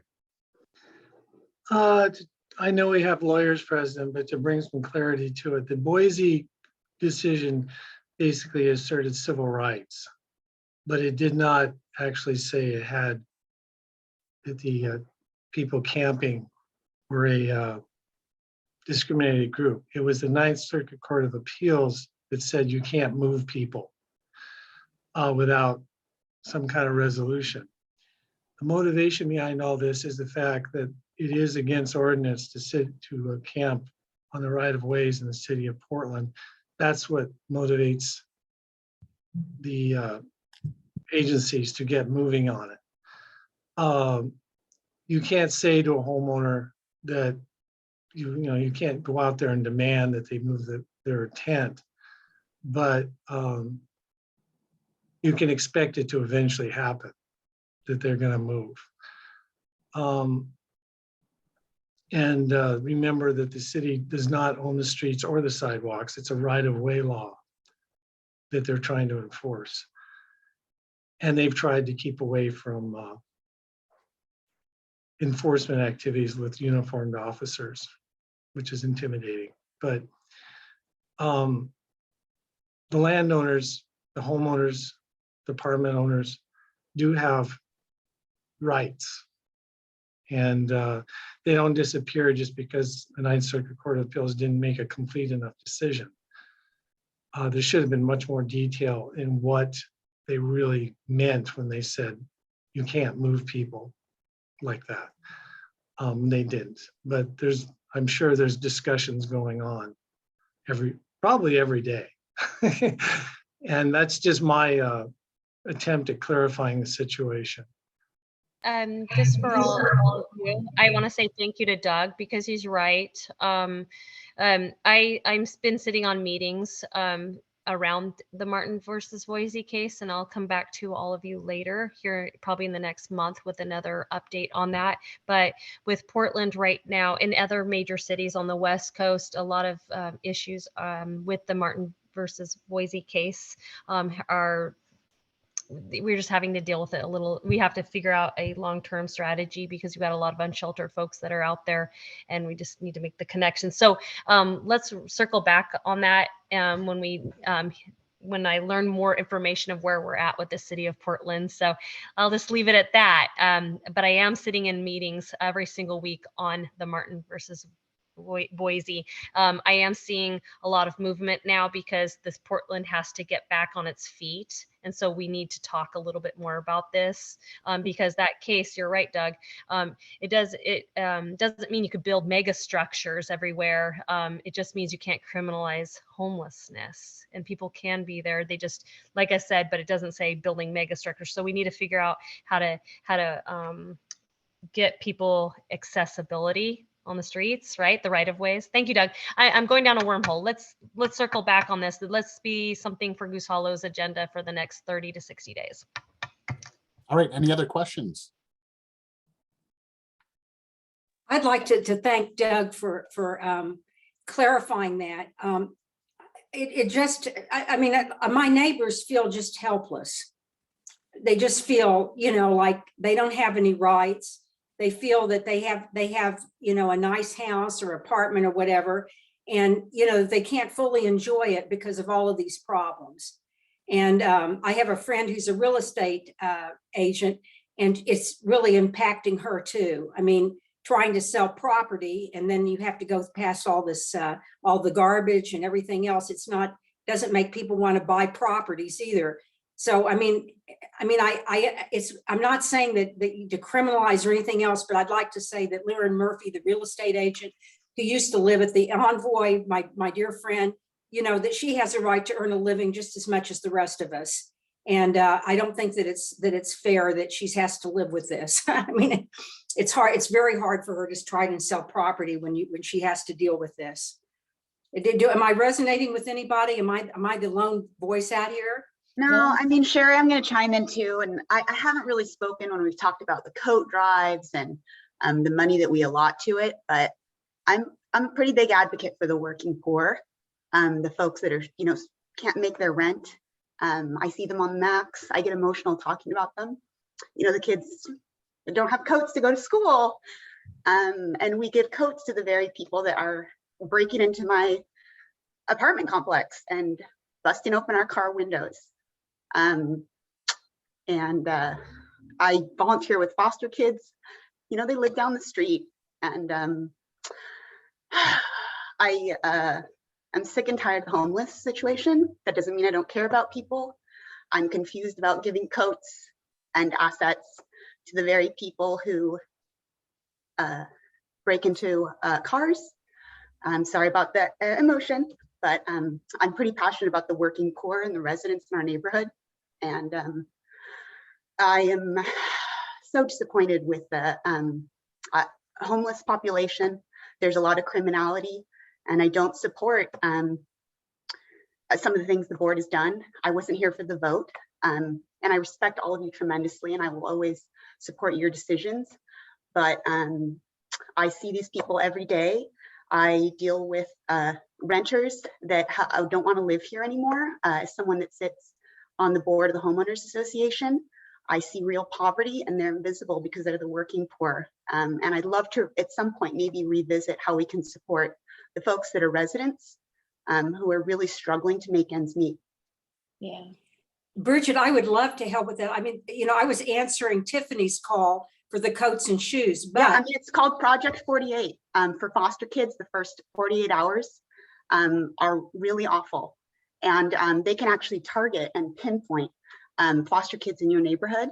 And these kids their wish lists are light bulbs. Like, they don't have light bulbs. So perspective. Yeah, we get so distracted by the other things. I'd like to also add a comment. I think it's rather ironic that I think I know which tent you're talking about, Scott, that there's a tent in front of someone's house in Goose Hollow, and this tent is on the right of way. It's keeping disabled from crossing the street. But, you know, the house is, you know, feels like they can't do anything about it. But yet, when it snows, homeowners are supposed to shovel their sidewalks. Homeowners are supposed to keep the sidewalk repaired so people can walk on the sidewalk. Homeowners are held responsible if someone trips on that sidewalk and hurts themselves. So it's ironic that, you know, it's almost like someone who camps in front of your house, the homeowner is really being put responsible for all kinds of things. It just seems ironic and unfair. Yeah. I just want to say that I heard that tent is gone. It disappeared. Yeah, I think there's some trash left. I think we may go kind of clean some up, but yeah, I think it's gone. It was blocking the sidewalk in a pretty It was. Yeah. And then so they can move down and be on that little landing strip, and there won't be a problem, and the homeowner can't do anything about it. Well, part of the issue too with that one is it was empty. The gentleman that was in there left and was gone for a few days, so it rolled into the street. It was the whole thing. Oh, we did it? Well, that's good.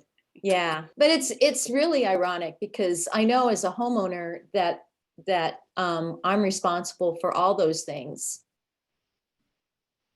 I want to say, as the co-public safety chair for our neighborhood, I listen to everything. And if you've watched me out there, I try my dang hardest, like anything. It's very gray area situations out there. Our neighborhood tends to have younger population homeless. There's a lot of young street kids that show up. They feel safer in our neighborhood. So there's a place called Streetlight that's helping with younger folks. So I have to be very careful too. And some of them are victims of the street and some are of the criminal element. So every time I look at something, I never want to judge what that is, because Portland's policies have guided us so many different things, and our neighborhood has always had a history of homelessness, usually with youth. Being over by PSU, Old Town tends to gather people that are just it's just a very sad situation. More their latter part of their age, they're in their desperate conditions. You see them over there, kind of like locked in on those social services over there. Northwest District, to me, I find is more of a criminal element that's mid-aged folks that are a little bit more agile, vehicles and what have you. Downtown, who knows with downtown, whatever goes over there.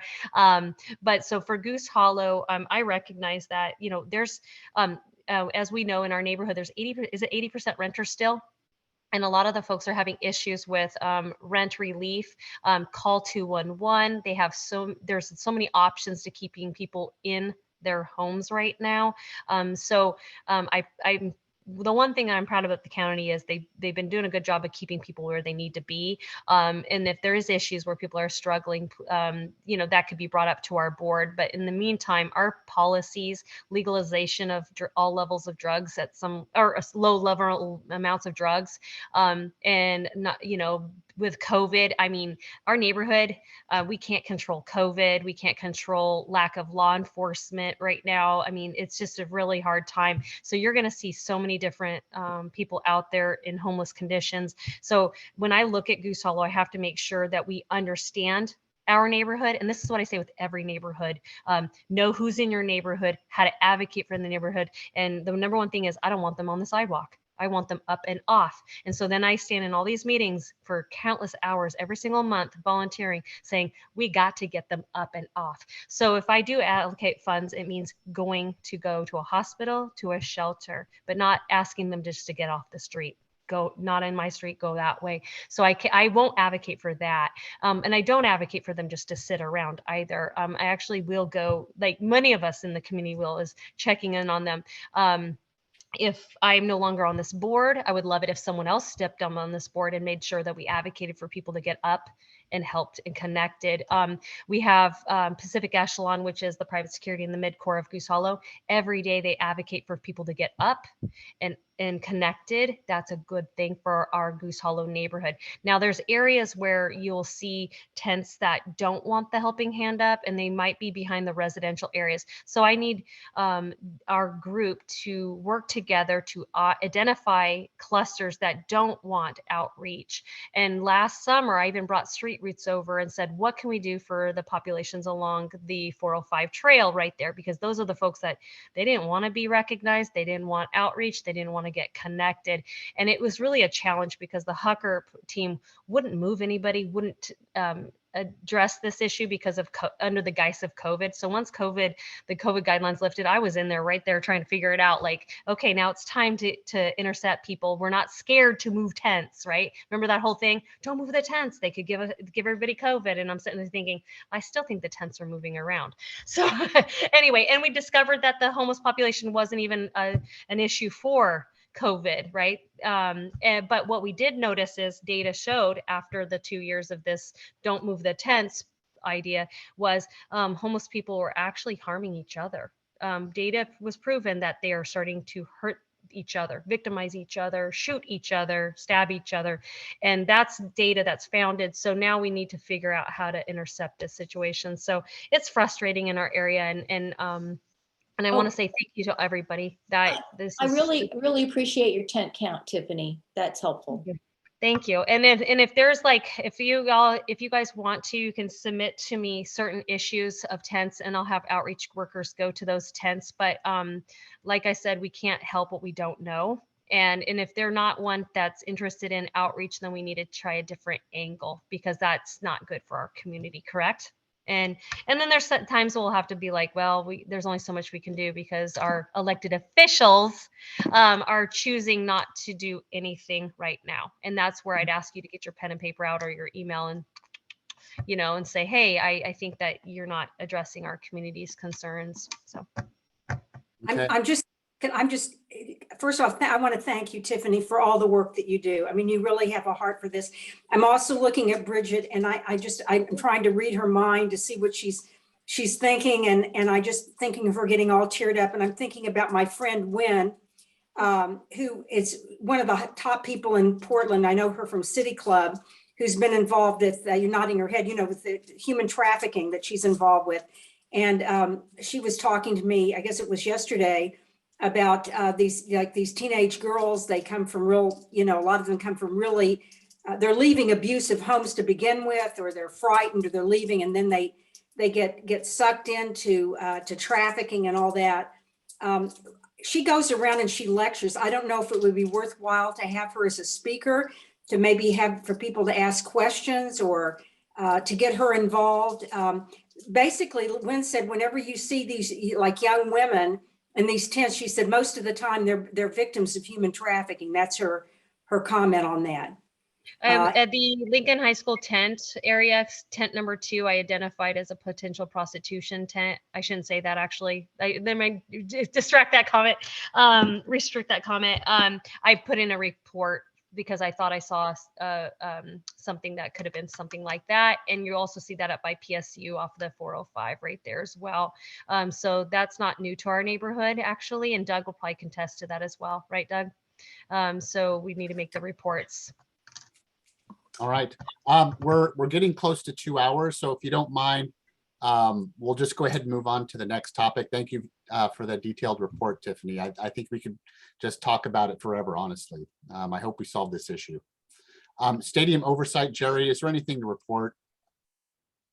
If not, we'll just move on. We'll go ahead and move on to planning and zoning. We did have a meeting this month, and surprisingly, it really didn't involve any development. It's more transportation stuff, which is not even our committee. But I felt that the timing was right to talk about it because we have some infrastructure discussions and changes going on in our neighborhood. And I thought it was important given the timing that we talk about it. So I'm just going to very briefly bring up 2 slides on the presentation just to show you kind of what those changes are going to be, and then field your questions if you have any comments about it. So the first one is a change in a bus route that goes along Salmon. And you can see the dotted line is what it is currently. And then the solid line is where it's going to be in about a month or so. It's going to be on Alder and Washington. They're going to be putting some stops together, including some concrete stops so that it doesn't damage the asphalt when the bus idles in that location for a long period of time.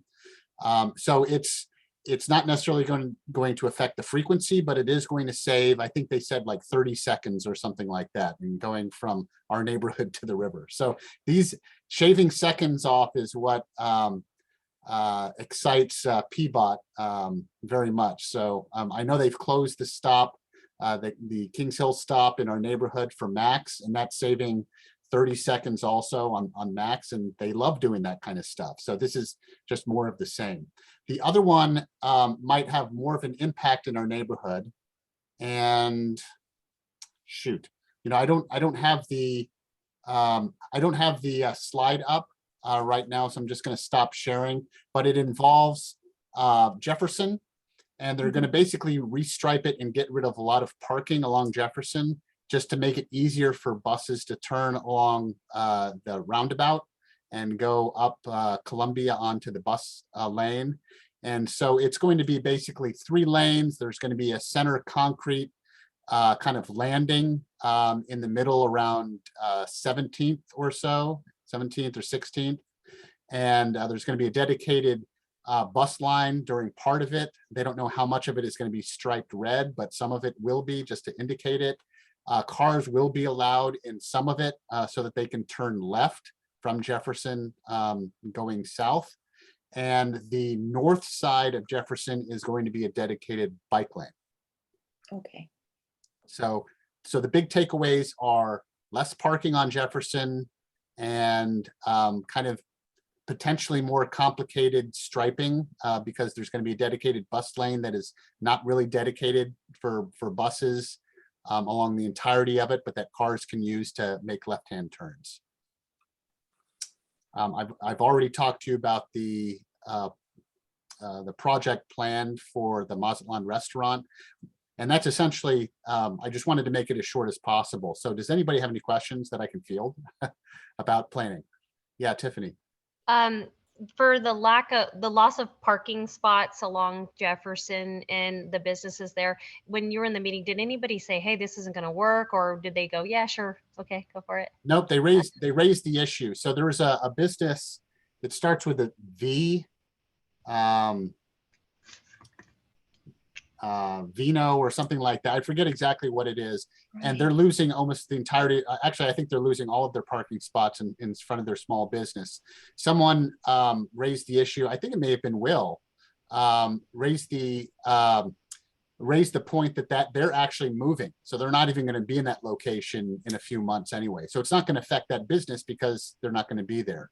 But will it affect the next business that comes in line? Well, I would suspect that, you know, that the owner of that building, their property value has probably gone down a little bit because they don't have parking right in front of their building for small businesses. But I understand that the business that is moving out was kept in business by Lincoln High School students walking from Lincoln High School. Because I raised that as a concern also, that small businesses want parking in front of their business, but apparently if you can walk to it and you're supported by walking traffic, maybe it won't be as impacted by losing parking spaces. But I agree, you know, all this restriping does is make it easier for buses to get through our neighborhood. So honestly, it's a negative if we don't have parking, because, you know, the buses go into and out of our neighborhood and parking is here. And is for supportive businesses and anything else like that. But PBOT has already made that decision and they're already moving forward with it. Yeah, Linda? Yeah, I'm sorry I couldn't attend the meeting, but I looked at the proposal and I bike down there all the time. And I think it was an improvement for bike safety, a small one. That is a terrible, terrible, terrible street for bike safety. I will tell you, really, it's bad. Yeah. You're just asking to be hit by a car. But it seemed like it was a big improvement. So, It's or a small improvement. So No, I'm I think it's a very big improvement because it is a dedicated lane on the north side of Jefferson all the way along, and it's going to be separated from traffic. There's going to be those Good. plastic cones or something like that. Oh, And so Yeah. it's going to be even more obvious that there's a bike lane there. yeah. But that obviously is going to get rid of all the parking on that side of the street. Yeah, because before it was having the bikes cross across traffic, and Right. it was very, very dangerous. And confusing too. Yeah, Doug? Which side of the street are they gonna take the parking out of? North Oh. side? So they're taking parking all along the north side. Okay, there's no businesses there. There's only Grand Prix Motors and they're a mess anyway. What that stops is the car transporters. from parking. That was raised during the meeting, Doug. I yeah. don't know where they're huge and they can't move, so. Right. Well, there's Blue Star but- Donuts right there. And as far as turning left, there's only 16th and 17th, which is right over there. And who cares? I mean, if they want to go around the circle and come back, anybody who wants to access those streets. Yeah. They keep fiddling with it. Another thing. So another thing they're doing. So, you know, there's the parking by the Collins Circle Apartments. There's Bellagio Pizza, and there used to be a Starbucks. So there's all those angled parking lanes going in there. But because they're wedging in another lane, they're going to be getting rid of, I would say, probably about 30% of that parking, not eliminating all of them. But for those that remain, they're changing the angle so that they're even like steeper. Straight in. Yeah, so that the cars don't stick out into the roadway as much. So it's going to be almost like a straight park. All they really have to do is enforce the parking regulations and people will stop parking there. Most of those spots, some of those spots are 2-hour spots. Yeah. People are just parking for free. Yeah. And I've done it too. I do it as well. I like those spots, but and Bridget, you live right there. Do you need those spots? Or No, we have underground parking. That's why I was crying, because we get broken into all the time. They lift up the garage door and they come right in and break in and they take our bikes. So we have underground parking, and the good thing is we don't have rental caps. And one of the reasons our condos are really popular is because we have space allotted for parking. And so we're very lucky in that we have that option. And like Doug said, people park illegally all the time. And I do my best to report the folks that park in the 15-minute spots in front of our condo. But I don't think any of that stuff is really enforced. But yeah, that's my area. Yeah. I have a little bit of good news on the criminal elements. I feel like the police are making more interceptions, and I don't know why in the last 30 days. Maybe it's election season. I don't know, but I parked our work truck got parked within 30 minutes right out front of the business, you know, during the pouring rain, trying to get the door opened, and someone came and broke into our truck right then and there, right when trying to get the business opened, and they stole our stuff. And then I got a call from the sergeant of police going, "Tiffany, your stuff is down in a homeless tent just down the road, and we'll bring it right back to you." And I thought, okay, that was fast. But yeah, so that's an issue. And I agree with you, Bridget, too. It's exhausting and it makes me frustrated because my merchandise in my vehicle was in a tent with other stolen merchandise from different thefts right then and there. And I'm just like, can we just stop this now? So again, write your letters, because we need more jail bed space allotted by our county. If you guys want to write a letter to the county officials, Chair Kafori and her team, that they just, it'll be maybe Jessica Vega Peterson, I'm not sure for this fall, but ask them to put more money into jail bed capacity, because right now we don't put anybody in there, and we cite people and they fail to appear back in court, and our judges don't really even care that people aren't even failing to appear. They just let them, roll through constantly. So Portland's got some serious issues. They have no public defenders. They're And working that on it too. right now. Yeah. I lost some sleep the other night because the public defenders are saying, oh, we can't do anything. And now your legislators are reaching around saying, well, maybe we shouldn't, prosecute crime if we don't have public defenders. And I'm sitting there thinking, oh my God, Portland.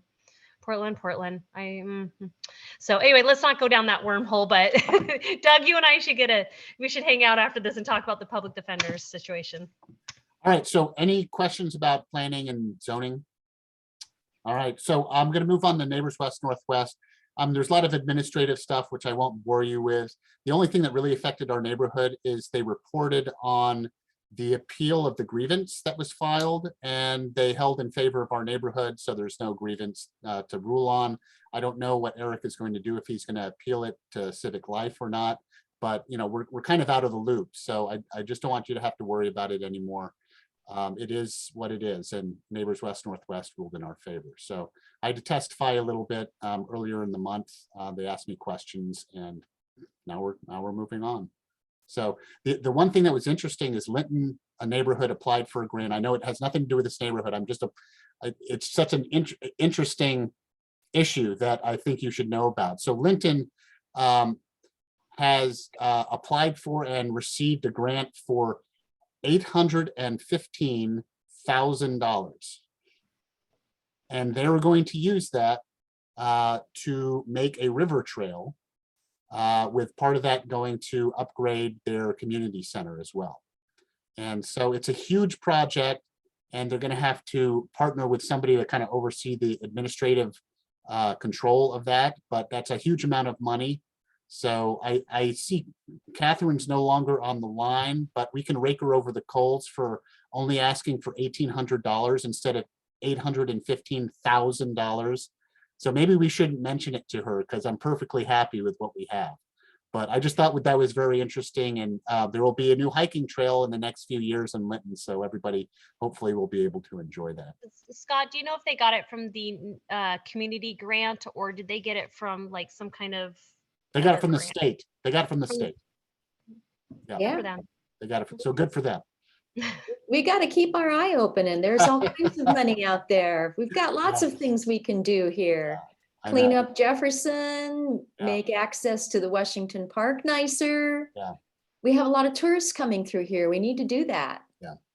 Well, it was somewhat of a disadvantaged neighborhood, and I think that was the I don't want to say sob story, but it was a reason, one of the reasons why the state decided to award them the grant. So bravo. Yeah.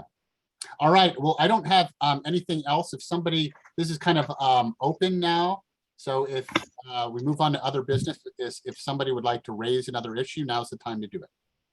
Otherwise, we will. Could I just bring up one thing about Bud Clark? We went to a celebration of life, and Rachel Clark had asked Steve to be the photographer for that. So we have he has a, what is it called? Some kind of a drive, Steve? What is it called? A flash drive? Is that what it's called? A flash drive of 93 pictures from that event. I don't know whether he got Vadim with the hat or not, but if anybody wants to, if you just want to reimburse Steve for whatever it would cost for the flash drive to have one made for you, you'd like to have that as a commemoration. It was an amazing event, and I'm sure, like all of you, it's just Bud Clark was just Portland. He was amazing, and we just miss him terribly. And This was a wonderful event. Anyway, so Steve has pictures if anyone wants to have a set. Well, I would Did hope, anybody- I would hope was that, if- anybody there? Oh, sorry. sorry, Tiffany, go ahead. No. I was just gonna say, any of our board, did they go to I couldn't, my daughter was pitching a softball game. But I did go to some of the other events. I just couldn't go to that one. Well, I would hope if Goose Hollow Inn participates in Goose Hollow Days, that as part of their tent, that they would have information about Bud Clark, maybe some videos or something like that. I can talk to Tracy when she gives her tour lecture of the neighborhood, that she focus a little bit more about on the life of Bud Clark and his connection to the neighborhood and what he brought, you know, the good that he brought to the neighborhood. Because I think that would be really nice. I have an idea for Goose Hollow Days. He did the watermelon spit, right, contest. We're gonna do it. No, at the annual picnic, let's do it. Let's do it in his honor. Right? Didn't he do that? We'll bring in those Hermiston watermelons. Let's do it. I'm on it. Well, I think we're going to get some watermelon at the Goose Hollow picnic at Providence Park. So maybe if we don't do it at Goose Hollow Days, we can do it there. Okay. We need to do it. Sounds like a good plan. All Okay, right. so thank you very much. I'm about ready to run out of juice on my iPad. Well, that's how we regulate the length of these meetings, Sherry. So Thank you very much. Unless anybody has anything else, I'm going to call the meeting.